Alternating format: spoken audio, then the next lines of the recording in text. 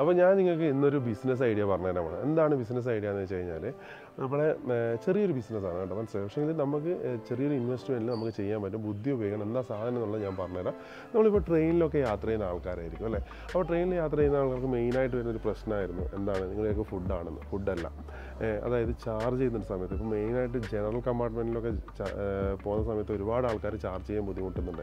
അപ്പോൾ അവർക്ക് പവർ ബാങ്കോ കാര്യങ്ങളൊന്നും ഇല്ലാത്ത ഒരുപാട് ആൾക്കാരുണ്ട്.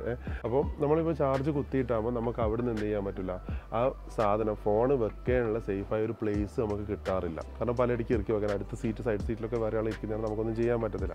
അപ്പോൾ അതെന്താ ചെയ്യുക, അപ്പോൾ അത് വെക്കാൻ അതായത് മൊബൈൽ ചാർജ് കുത്തിയിട്ട് നമ്മൾ ട്രെയിനിൽ വെക്കാൻ പറ്റുന്ന ഒരു സാധനമായിരിക്കണം നമ്മൾ വിൽക്കാനുള്ള. ചെറിയ പൈസക്ക് അഫോർഡബിൾ ആയിട്ട്. പക്ഷേ എങ്കിൽ നിങ്ങളായിരിക്കും വേറൊരു സാധനം ഇല്ല, ഇങ്ങനെ ക്ലിപ്പ് ചെയ്യുന്നൊരു സാധനമില്ല. പക്ഷേ അതൊന്നും വെച്ച് കഴിഞ്ഞാൽ നമുക്ക് അടത്തിയെടുക്കാൻ പറ്റില്ല. എന്ന് വെച്ചാൽ മൊബൈൽ നമ്മൾ ചാർജ് കുത്തിയിട്ടാൽ നമുക്കത് ട്രെയിനിൽ എവിടെയെങ്കിലും പ്ലേസ് ചെയ്യാൻ പറ്റത്തില്ല. കാരണം എന്താ പറയുക, വിൻഡോ സീറ്റിലിരിക്കുന്നവർക്ക് മാത്രം പിടിക്കും, ബാക്കിയുള്ള ജനറൽ കമ്പാർട്ട്മെൻറ്റിലൊക്കെ തിങ്ങി നിറഞ്ഞ് പോകുമ്പോൾ അവരെവിടെ വെക്കും.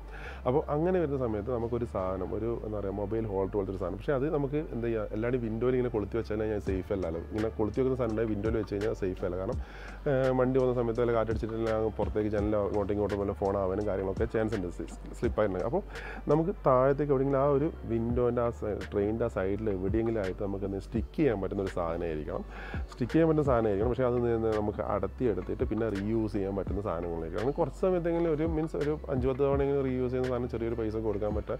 ആ ഒരു ഗം അങ്ങനെയുള്ള എന്തെങ്കിലും ഒരു സാധനം നിങ്ങൾക്ക് കണ്ടുപിടിക്കാൻ പറ്റുകയാണെന്നുണ്ടെങ്കിൽ അത് വിറ്റഴിച്ചാൽ നല്ല പൈസയാണ്. കാരണം റബ്ബർ ബാൻഡ് വിൽക്കുന്നവന് ലാഭമുണ്ട്, മനസ്സിലായില്ലേ. ₹1 റബ്ബർ ബാൻഡ് വെക്കുന്നവന് ₹1 തീപ്പെട്ടി വെക്കുന്നവന് ലാഭമുണ്ട്.